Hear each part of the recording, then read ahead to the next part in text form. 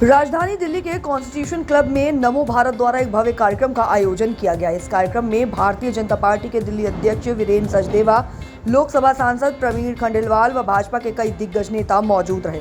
इस कार्यक्रम में Delhi taxi and tourism transport association के राष्ट्रीय अध्यक्ष संजय सम्राट, हरविंदर सिंह आदि कई पदाधिकारी कार्यकर्ता मौजूद रहे।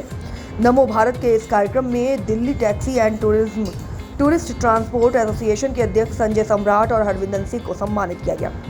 जब हमारी टीम ने Delhi taxi and tourist transport association के राष्ट्रीय अध्यक्ष संजय सम्राट और हरविंदर सिंह से बात की तो उन्होंने बताया कि हम इस बार दिल्ली सरकार से तंग आ गए हैं, इसलिए इस बार हम भाजपा की सरकार बनाएंगे और बदलाव करेंगे। और क्या कुछ कहा, ये सुनाते हैं इस खास रिपोर्ट में।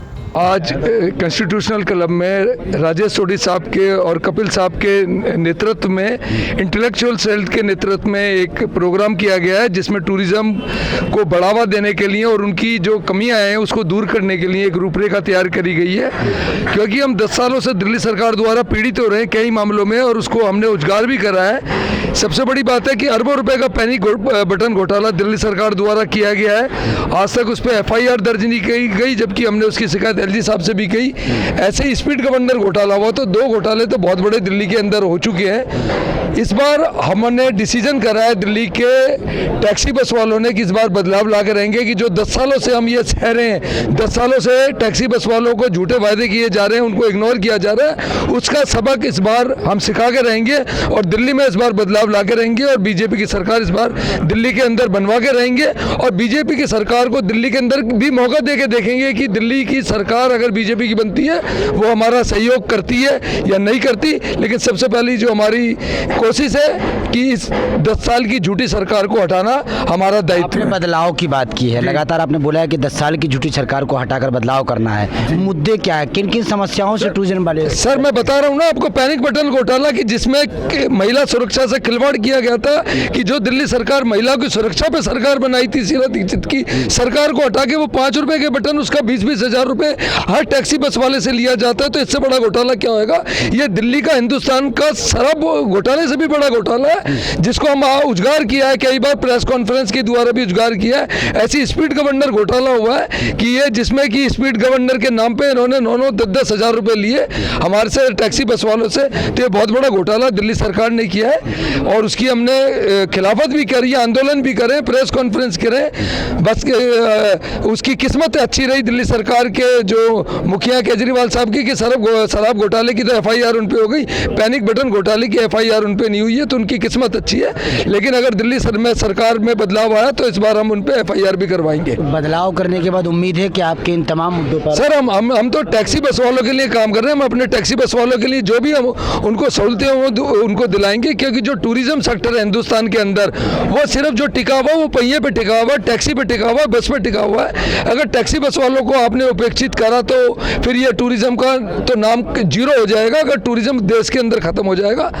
सांसद से लेकर कई लोग यहाँ पर उपस्थित हुए हैं, केंद्र सरकार की तरफ से भी हुए हैं, मौजूदा प्रत्याशी भी उपस्थित हुए हैं। क्या लगता है आपको, क्या आश्वासन दिया गया है आप लोगों को? सर आश्वासन दिया गया है और कम से कम हमने 10 साल को परख के देख लिया, 10 साल हमने एक को चेक करके देख लिया, उसने कुछ नहीं करा। तो हम इस बार बीजेपी की सरकार को मौका देंगे कि दिल्ली में बीजेपी की सरकार बने और हम उससे भी उपेक्षा रखेंगे। अगर वो भी नहीं काम करेगी तो ये भी मैं आपको बताना चाहता हूँ कि मेरी जो प्रायोरिटी है वो टैक्सी बस वाले मेरे भाई हैं, तो हम बीजेपी की भी खिलाफत करेंगे अगर 5 साल के बाद सरकार बनने के बाद उन्होंने काम हमारे लिए। लेकिन भरोसा है मोदी सरकार? भाई बिल्कुल भरोसा है कि मोदी साहब के नेतृत्व में इतने काम हो रहे हैं, इतने अच्छे काम हो रहे हैं, पुल बन रहे हैं। हाँ, लेकिन उनकी भी कमियां हैं तो हम उसकी भी खिलाफत ही करेंगे, ये भी मैं आश्वासन देना चाहता हूं। और क्या लगता है कि डबल इंजन की सरकार बनने के बाद बदलाव होगा दिल्ली में? नहीं सर, उम्मीद है, जब भी तो है ना, 10 साल तो हमने देख लिया ना दिल्ली सरकार को। देखिए हम नहीं दिए ना, हमने दिए, हमारे परिवार वालों ने दिए, दिल्ली की जनता ने दिए, तो दिए है ना। ये कोई EVM में घोटाला करके दिल्ली सरकार तो नहीं बनी है। तो हमने आपने किसी ना किसी ने तो वोट करा है ना।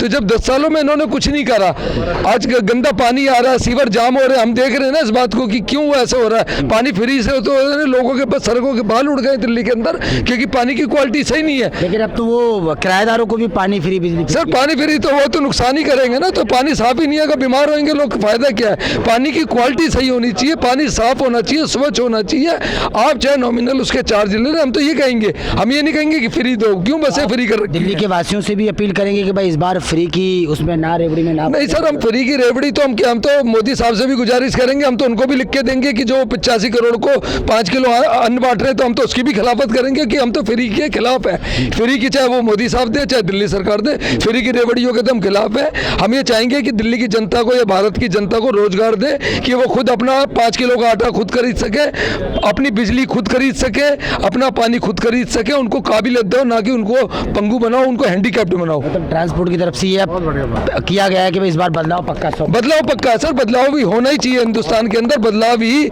सच्चाई है। जिस प्रकार से मौसम बदलता है, सर्दी आती है तो सर्दी के बाद गर्मी अच्छी लगती है, गर्मी आती है तो फिर बरसात अच्छी लगती है, बरसात आती है तो फिर सर्दी अच्छी लगती है। तो मौसम के बदलाव के अकॉर्डिंग सरकारों का रुख भी होना जरूरी है, क्योंकि ये काम जो है जनता के हित में होता है बदलाव। ठीक है जी, क्या कुछ कहेंगे आज जो भारत नमो द्वारा कार्यक्रम किया गया है ट्रांसपोर्ट को लेकर जो मुद्दे? सबसे पहले सबको नमस्कार है। आज ये कॉन्स्टिट्यूशन क्लब के अंदर जो मीटिंग रखी गई थी, जिसमें अपनी अपनी सरकारें अपनी अपनी बात रखी गई थी। आज बीजेपी की तरफ से एक प्रोग्राम रखा गया था और पूरी दिल्ली की all India tourist taxi association और भी एसोसिएशन जो टूरिज्म से रिलेटेड है उन सबको बुलाया गया था। तो आज हम हर लोग जो हैं अपने व्यापार से जुड़े हुए हैं, तो आज हमने भी अपनी बात रखी है कि आने वाले भविष्य के अंदर हर देश की नींव जो होती है वो टूरिज्म होता है। तो उस टूरिज्म के नाम के ऊपर जो उन सरकारों को काम करने चाहिए, क्या उन लोगों ने काम किए? नहीं किए, उसकी वाचना। दूसरी चीज़ ये कि जो हमें बेसिक नेसेसिटी चाहिए काम करने के लिए, उसका इंफ्रास्ट्रक्चर क्या है? क्योंकि हम अपने इस देश को बढ़ाने में सबसे बड़ा योगदान जो है वो टूरिज्म इंडस्ट्री का रहा है, और हम उसी चीज़ को अपनी बातों को रख के जो हमारी समस्याएं हैं वो हमने उनको मेमोरेंडम दिया है और उन्होंने आश्वासन दिया है कि अगर हमारी सरकार बनती है तो हम आपकी सारी बातों के ऊपर अपना ध्यान रखेंगे। इस बार क्या लगता है दिल्ली में बदलाव करेंगे आप लोग? उम्मीद है, भरोसा है आपको? देखिए, मैं अगर जाती तौर पे कहूँ तो मुझे विश्वास ये है कि जो भी सरकार बने वो हमेशा रोजगार के लिए बढ़ावे की बात करे, ना कि किसी को कमज़ोर बनाने की बात करे। तो आपको लगता है कि जो फ्री देने की बात की जा रही है कमज़ोर बनाने की बात है? जब फ्री दिया जाता है ना, उसमें इंसान कमज़ोर बनता है। ताकतवर इंसान तब बनता है जब उसको रोज़गार मिलता है, उसका परिवार समर्थ होता है, वो अपनी लड़ाई खुद लड़ सकता है। हमें किसी चीज़ की फ्री की ज़रूरत नहीं है। हमें लगता है कि शायद हम लोगों को रोज़गार को और बढ़ावा देने की ज़रूरत है, उसको समर्थन